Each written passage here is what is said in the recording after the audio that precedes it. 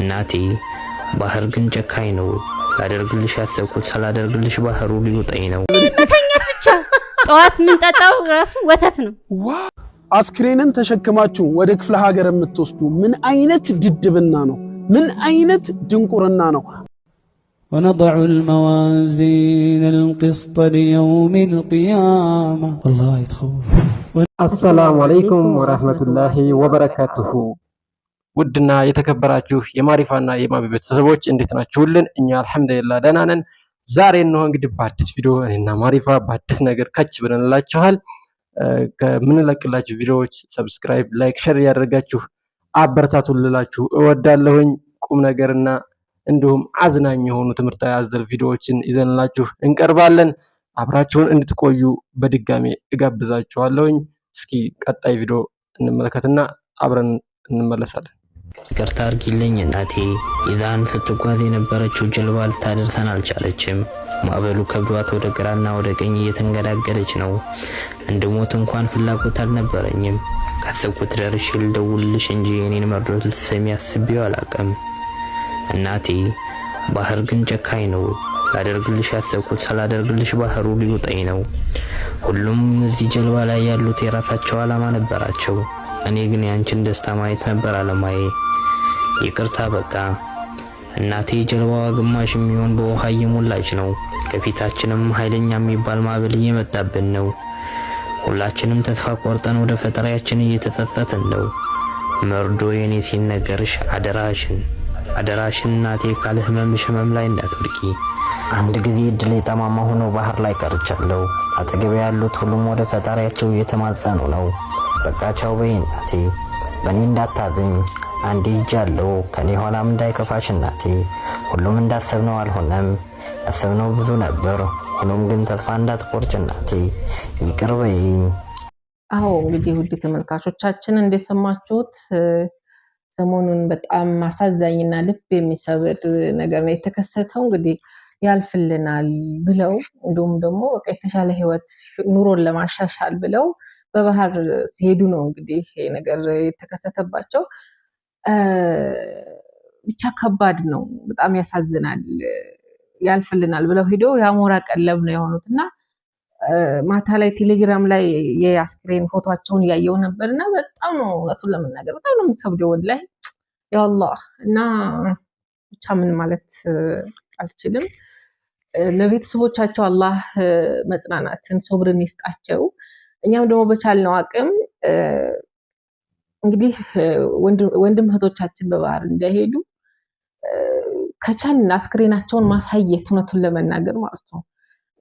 ምናልባት የልብ ኬዝ ምናምን ካለ ያለባቸው ካሉ ሊያማቸው ወይም ደግሞ አደጋ ላይ ሊወድቁ ስለሚችሉ ነው እንጂ እኔ እንደዛ ነው ያሰብኩት። በቃ ብዙ አሁን እህት የኛ ቤተሰቦች እንሄዳለን የሚሉ አሉና ባሳያቸውና ይሄንን ትንብል ደስ ይለኝ ነበር። ግን ብቻ ከባድ ነው። በቻልነው አቅም ይሄን ነገር ተው ለማለት ሞክር።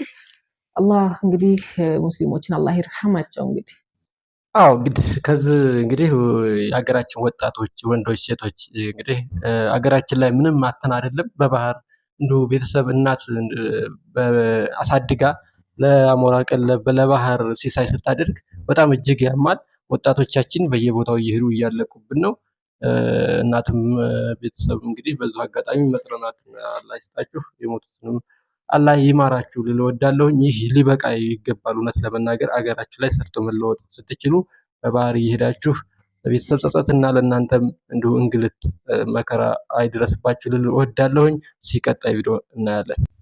ጥያቄ ለወንዶች ነው ማለት አንድ ልጠይቃቸው የምፈልገው ጥያቄና አንድ ደግሞ እንዲያስቡበት የምፈልገው ነገር አለ።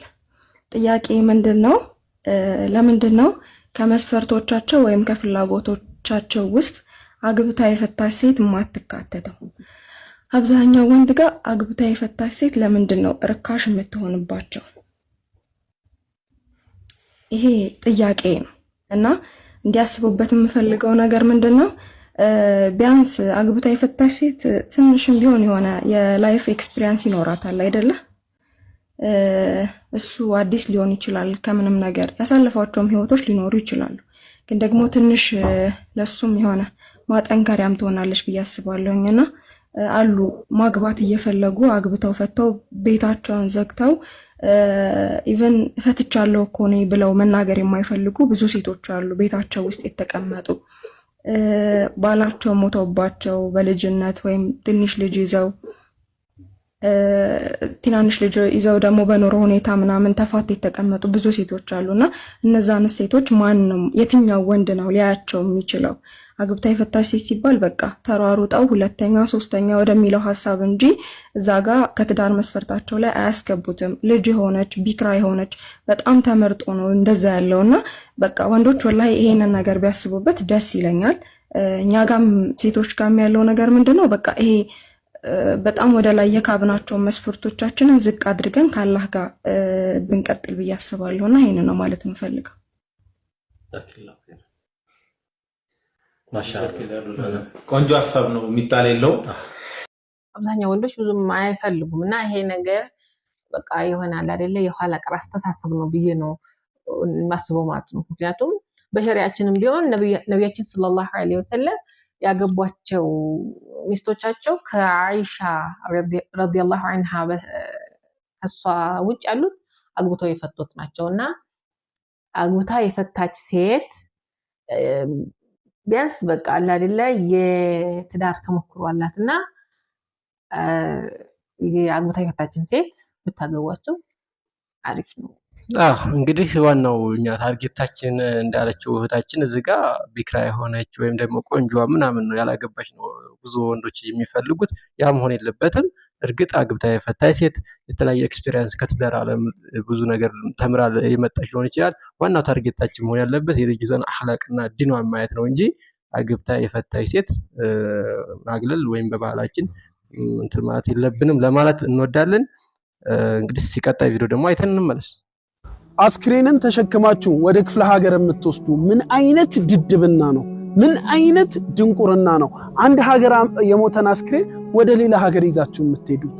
አስክሬኑንስ የሚያሳጣውን ነገር ታውቃላችሁ? አንድ ሰው ነበረ መዲና ከተማ የተወለደ ሰው እዛው በመዲና ከተማ ሞተ። ነቢያችን ሰለላሁ ዐለይሂ ወሰለም ሰላተል ጀናዛ ካሰገዱበት በኋላ ለይተሁ ቢገይሪ መውሊዲሂ ያሉ፣ ምን አለበት ከመወለጃው ከተማ ውጪ በሞተ ኖሮ አሉ። ሰሃቦቹ ወሊማ ዛክ ያ ረሱላላህ አሏቸው። ለምን እንደዚህ አሉ? ከተወለደበት ከተማ ውጪ ቢሞት ምን የሚያገኘው ነገር አለ ብሎ ነቢያችን ሰለላሁ ዐለይሂ ወሰለም ሲጠይቋቸው ነቢያችን ሰለላሁ ዐለይሂ ወሰለም ምን አሉ? ኢነ ረጁለን ኢዛ ማተ ቢገይሪ መውሊዲሂ፣ አንድ ሰው ከተወለደበት ከተማ ውጪ ከሞተ ልክ ከተወለደበት ከተማና እስከሚቀበርበት ሀገር ድረስ ባለው ርቀት ልክ አላህ ተባረከ ወተዓላ ሐሰናትን ይሰጠዋል ወይም ደግሞ ጀነት ውስጥ በዛ ልክ ቦታን ይሰጠዋል ብለዋል ነቢያችን ሰለላሁ ዐለይሂ ወሰለም። እዚህ የሞተን አካል ወደ ሌላ ሀገር ይዛችሁ ስትሄዱ አስክሬኑን ከማጉላላት በተጨማሪ ይህንን ትልቅ አጅር ሐሰና እያሳጣችሁት ነው። ምናልባትም ቤተሰቡን ሊያዘይሩት ምናምን ልትሉኝ ትችላላችሁ። ሰው ከሞተ በኋላ ለሟቹ የሚጠቅመውን እንጂ በህይወት ላለው ሰው የሚጠቅመው ነገር ላይ ፎከስ ማድረግ የለባችሁ። ሙእሚን ሙስሊም በሞተበት ከተማ ላይ ነው መቀበር ያለበት። ይህ መጥፎ የሆነ ሱና መቅረት አለበት። አንድ ሰው ከሞተ እዛው በሞተበት ከተማ ላይ ቅበሩት። ሆነም ያለበት እንደዛ ነው። የነብያችን ሰለላሁ ሱና ነው። ስለዚህ ዋናው ነገር እኛ በዲናችን መጠንከር፣ መልካም ስራ መስራት፣ ለአኺራችን መታገል መስራት እንጂ እና አስክሬን ማንገላታት አያስፈልግም። እና ወደ ቀጣይ ቪዲዮ ከ5000 በላይ ግለሰቦች በወጣቱ ዳኢ ሁሴን አህመድ ሁሱ የማህበራዊ ሚዲያ የሃይማኖት የንጽጽር መድረክ ወደ እስልምና መንገድ መቀላቀላቸው ተገልጿል። የአፋር ክልል እስልምና ጉዳዮች ከፍተኛ ምክር ቤት ወጣቱን ዳኢ ለዲኑ ያበረከተውን አስተዋጽኦ የምስጋናና የምስክር ወረቀትም አበርክቶለታል። እንግዲህ ወንድማችን ሁሱ ማሻአላህ ተባረከላህ የዘበናችን ጀግና ወጣት ነው። እንግዲህ አላህ መሰሎችን ያብዛልን። አላህ ይጠብቀው፣ አላህ ይጨምርለት። በጣም የምወደው የማከብረው ወንድሜ ነው። እንግዲህ ውድ ወንድሞች ሁላችንም ወጣቶች ልክ እንደሱ በቃ በዲናችን ጠንካራ ለመሆን እንሞክር፣ እንታገል። እንግዲህ ሁሱን በአብዛኞቻችን በቲክቶክ ገጹ እናውቀዋለን። በንጽጽር ፕሮግራም በመዘጋጀት የተለያዩ ፕሮግራሞችን እያቀረበ ወጣቱ ትምህርት ሲሰጥና ሌላ እምነት ተከታዮችን ወደ እውነተኛው ሀቅ እምነት እስልምና የሰው ልጆች ብርሃን ወደ ሆነው እምነት እየሳባቸው ይገኛል እና እንዲህ አይነት ወጣቶችን ያብዛልን እንላለን። እንግዲህ እስኪ ቀጣይ ቪዲዮ ደግሞ ይህ የአፋር ክልል መጅሊስም ለዚህ ለወጣት እውቅናና ፕሮግራም ሽልማት ፕሮግራም አዘጋጅቶለታል። እሱ ምን እንደተሰማው ደግሞ ከሱ አንደበት አዳምጠን እንመለሳለን ማለት ነው። የተሰማኝ ስሜት በጣም ደስ የሚል ነበር። ለዲናቸው ምን ያክል ክብር እንዳላቸው አሳይተውኛል። የአፋር ክልል ሰዎች አላህ ጀዛቸውን ይክፈላቸው። ነገ መልቂያማ ደግሞ ከዚህ በላይ ከአላህ ፊት የእርሱም የምስክር ቃሉን እንፈልጋለን። ያ ነው ትልቁ ተስፋዬ። ነገ መልቂያማ ከነቢያቶች ጋር አብሮ አላህ ሱብሓነሁ ወተዓላ አስነስቶ አንተም ነቢያቶችን ያዘዝኳቸውን አድርገሃል። ዛሬ ላይ በምድር ላይ አላህ ሱብሓነሁ ወተዓላ ተቀባይነት ስለሰጠኝ ምስጋና ይገባው። ከኢትዮጵያ ኑሮ በጣም አስርጁ የነሱ እስር ቤት ይሻላል። ከኢትዮጵያ ኑሮ የዱባይ እስር ቤት ይሻላል በጣም። ከምግባቸው ራሱ ጀምሮ ዶሮ ነው፣ በቀን አንድ ቀን ዶሮ ነው፣ በሁለት ስጋ ነው፣ ከስጋ ደግሞ አሳ ነው። በቃ በጣም የሚገርም ምግብ ነው የሚሰጡ። ማስራት የለም ምን መተኛት ብቻ። ጠዋት የምንጠጣው ራሱ ወተት ነው። ዋው ወተት ይሁን ሻይ ትንሽ ቀለቀል ያደርጉባታል። በቃ ተሰምቶኝ ማያውቀው ሰላም እዛ ተሰማኝ እዛ እስር ቤት። እንግዲህ እህታችን ከኢትዮጵያ ኑሮ የዱባይ እስር ቤት ይሻላል እያለች ነው። እውነቱን ለመናገር በጣም ነው ፈገግ ያስባለች ማለት ነው። እኔም ማውቀው እንግዲህ እስር ቤት የገባ ሰው ተምሮ ተጸጽቶ እንዲወጣ ነው እንጂ ማለት እንደዚህ ብቻ እንዴት አያል በጣም የሚያስገርም ናት። እንግዲህ እንደዛ አይነት ሀገር ካለ እንግዲህ እኔ እስር ቤት እዛ ሄጄ መታሰር እፈልጋለሁ ማለት ነው። እዛ ገብታ እንቁላል ወተት ነው የሚሰጠን እያለች ነው። እጅግ የሚገርም ነው። ኢትዮጵያ ኑሮ ከእስር ቤቱ ጋር መናጸሯ ግን እጅግ አልወደድኩትም። ቤቴ ከፍልሽ እወዳለሁኝ። ፈገግ አሰኝቶኝ ነው ላጋፍላችሁ የወደድኩት ማለት ነው። በቀጣይ ቪዲዮ ደግሞ ተመልክተን እንመለሳለን። በለውነ ፊ አምዋሊኩም ወአንፉሲኩም ወለተስመዑነ ሚነለዚነ ኡቱል ኪታብ ولتسمعن من الذين أوتوا الكتاب من قبلكم ومن الذين أشركوا أذى كثيرا وإن تصبروا وتتقوا فإن ذلك من عزم الأمور. እንግዲህ እና ሊላሂ ወኢና ኢለይሂ ራጂዑን ወንድማችን መሐመድ ሰዒድ በቅርብ ነው ወደ አኺራ ሄዶ አላህ ይዘንለት። እውነቱን ለመናገር እኔ በፊት አላውቀውም ነበር፣ ግን በቃ እንደዚህ ቁርአኑን ስንሰማ እንደገና ደግሞ አንዳንድ ጓደኞቹ ወንድሞቹ ስለ መልካምነቱ ስለ መልካም ስራው ምናምን ሲያወሩ በጣም ነው ልቤ ደማው ማለት ነው። እውነቱን ለመናገር አላህ ይዘንለት፣ መኖሪያውን ጀነተል ፊርደውስ ያድርግለት። እኔ ግን አንድ ከሱ የወሰድኩት ትምህርት አለ ማለት ነው። እንግዲህ ለእናንተም ከጠቀማችሁ ልንገራችሁ፣ በእርግጠኝነት ይጠቅማችኋል። ይሄ ልጅ በወጣትነት ነው ያገባው። በወጣትነቱ ማለት ይሄ እንግዲህ በልጅነቱ ነው አግብቶ የወለደው የአራት ልጆች አባት ነውና እንግዲህ እንደዚህ ድንገተኛ ሞት አለ እና መውለድ በወጣትነታችን መውለድ አለብን። አንዳንድኛ ኢትዮጵያውያኖች አብዛኛው ሰው ወይም ደግሞ አንዳንድ ሰዎች ማለት ነው